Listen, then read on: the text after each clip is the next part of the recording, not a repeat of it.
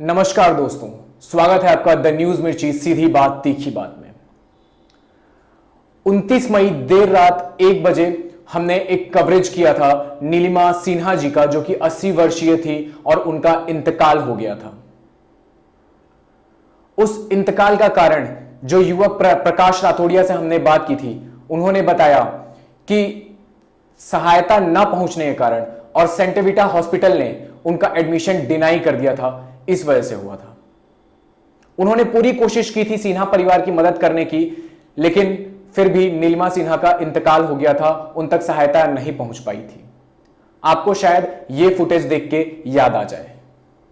उनका ये फ़ोन आया कि मंडे को सुबह सुबह उनको एम्बुलेंस से लेके गया था सेंटेविटा हॉस्पिटल। जी, सेंटेविटा हॉस्पिटल ने उन्हें एडमिट करने से पहले उनका कोविड का एंटीबॉडी टेस्टिंग किया। जी, एंटीबॉडी टेस्टिंग में उन्होंने एंटीबॉडी पाया कोविड का, सो उन्होंने एडमिशन डिनाई कर दिया। ये बात को आपको हाईलाइट करना बहुत ज़रूरी है। Centavita being a leading private hospital denied admission to the women.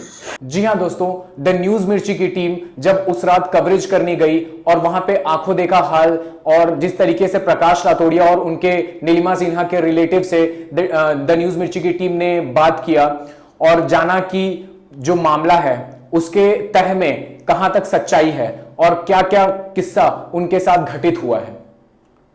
यह बात सरकार और एडमिनिस्ट्रेशन तक पहुंची और आपको जान करके बहुत खुशी होगी कि जो हमारे रांची डीसी छवि रंजन जी हैं, उन्होंने इस पे कार्यवाही शुरू कर दी है।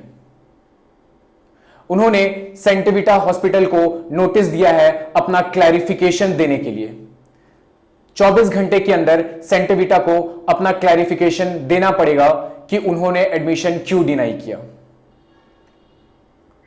सोचने वाली बात यह है कि जो गाइडलाइंस आती है हेल्थ डिपार्टमेंट से, उसमें यह साफ तौर पे Indian council of medical research द्वारा गाइडलाइंस दिया गया है कि एंटीबॉडी टेस्ट नहीं किया जा सकता है, क्योंकि एंटीबॉडी टेस्ट इनएक्यूरेट भी हो सकता है और गलत भी हो सकता है।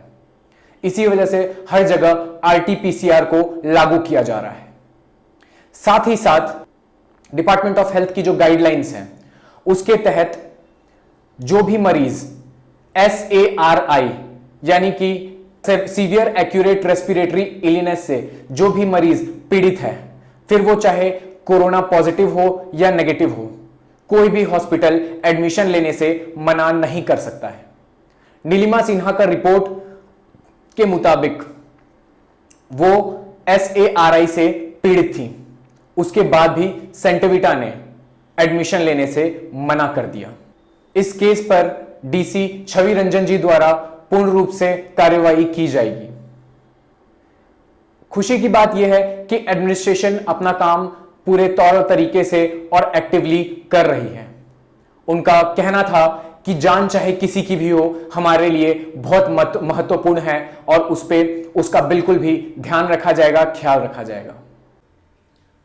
अब देखने वाली बात यह है कि क्या सिन्हा जी के परिवार में जो उनके बेटे जो अमेरिका में रहते हैं फिलहाल, क्या आगे चलकर उन पे भी किसी भी प्रकार की कार्यवाही की जाएगी, उनसे पूछा जाएगा कि उनके भारत ना आने का कारण क्या है। ये थे मयंक सिंह, द न्यूज मिर्ची, रांची। धन्यवाद।